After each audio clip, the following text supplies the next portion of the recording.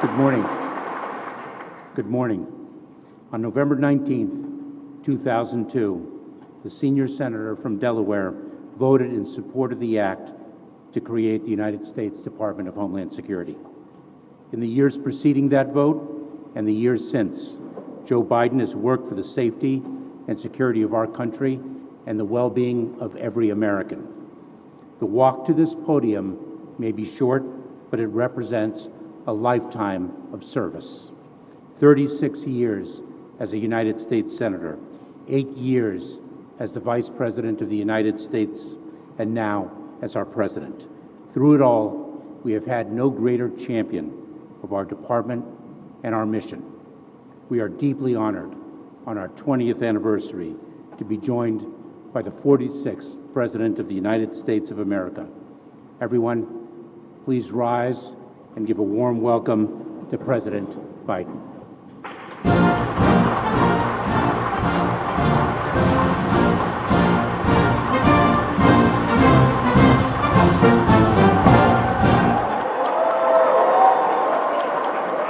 All right, fellas.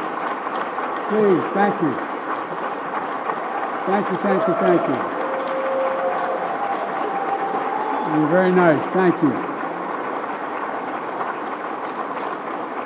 Thank you, thank you, thank you. Please sit. I don't know who Ali was talking about, someone being around that long. 20 years. Whoa. You know, when we voted to set you all up, no one ever thought it'd be over 260,000 people. No one thought it'd take up it, but you've done an incredible job. Mr. Secretary, I came for a simple reason, to say thank you. Thank you for welcoming me back here today, as well as 20 years. Mr. Secretary, you're a true patriot, as dedicated your career to protecting and serving the American people, while upholding our nation's laws and standing up for American values. Because when I think of this department, I think of it in that way, standing up for American values. I'm so grateful for everything, Mr. Secretary, you've done and all of you do for our country and for the whole world. You know, every 9/11, I think about a friend of mine named Davis Cessna from Delaware. The year before 9/11, I was watching television it was in the summer, and I was watching television in my recreation room looking at my grandkids in the swimming pool. And all of a sudden they broke in and they showed someone sitting on the banks of the Delaware and Chesapeake Canal, or the C&D Canal, Chesapeake and Delaware Canal. And he had his head in his hands, and they said that he had just lost his youngest son because what happened was the small boat they had hit a piling that was just below the water. The child was down in the hull, down by the hull, and anyway, he died. And he picked up the phone, he was dialing the phone.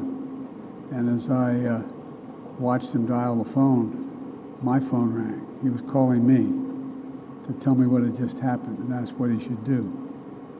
And then a year later, I was with him on 9/11. Not with him, I was near him on 9/11, when he got a phone call. His oldest son was just 6 days into a job on the 104th floor of the South Tower of the World Trade Center. And Davis went straight to ground zero in search of his son and searched deep into the last, as he called it, innings of hope, as he put it. And a few days later, after they finally found that his son was there and had died, I got a call from Davis, and we talked as fathers. I had lost several kids earlier, a long story, but we were talking as dads, and I didn't understand. I didn't have the loss he had, but I did lose a wife and a child, and in an accident. And it was I was on my way when he calls to speak to students at the University of Delaware to talk about 9/11. There were several thousand students to try to set the record, not straight, but to calm things down a little bit, and to make some sense out of the new world we're in. And I told him where I was going. And he said over the phone, he said, just tell them. Just tell them. I'll never forget what he said. Don't be afraid. He said, don't be afraid. Tell them that. It's extraordinary, yet the most ordinary of American things. Don't be afraid. To know that life can be unfair and uncertain, a cruel twist of an accident, a deliberate act of evil. But even in the darkness, there still should be light. Don't be afraid. Fight back. Not let the terrorists define us or fundamentally change our way of life, but to stand up to fear, and to make sure that Americans can still live their lives and dream their dreams. That's what all of you represent from my perspective. Letting Americans live their lives, still dream their dreams. The Department of Homeland Security is formed out of the tragedy of 9/11, to repeat myself, but with an unshakable resolve of a sacred mission to secure our country and to protect the American people. Today, work of DHS is as important as it's ever been. I would argue it's even more important than it's been up to now. The fact is, you have 260,000 employees, including 20% of you are veterans, continuing to serve your nation, preventing terror attacks domestically and globally, protecting our air, our land, our maritime borders, helping the global partners that we have do the same thing, responding in an instant to natural disasters. We've flown all over the country with the head of FEMA. We've been to more states than we'd like to acknowledge now, with fire, drought, devastation. With the climate crisis, we're asking more of you every single day, with extreme weather impacting communities and mounting frequency and ferocity. All the while, helping our people cope with public emergencies like the collapsed condo in Florida, which no one had ever anticipated, growing greater resilience in our communities through violent prevention programs. And by the way, I see your incredible work every single day with the brave women and men of the United States Secret Service, vigilantly protecting my family, the Vice President's family, former presidents, visiting world leaders, and events of national consequence. Every day, the people of this department are also working to preserve the integrity of our elections, protect our critical infrastructure from physical and cyber attack. I'm going to keep making sure you have the resources you need to do the job, because your job is so expansive across the board. In fact, I was able to secure record funding for DHS, and I'm asking Congress to do more.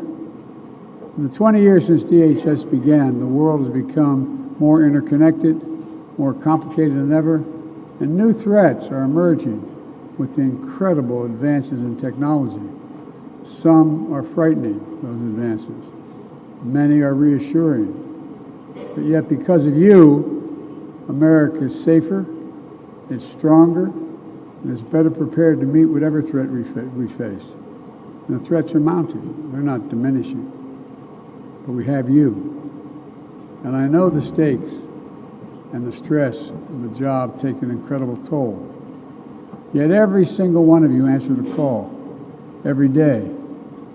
It's not hyperbole to suggest you're heroes, you're patriots, possess a rare commitment to your fellow Americans, showing the American people how their government works for them.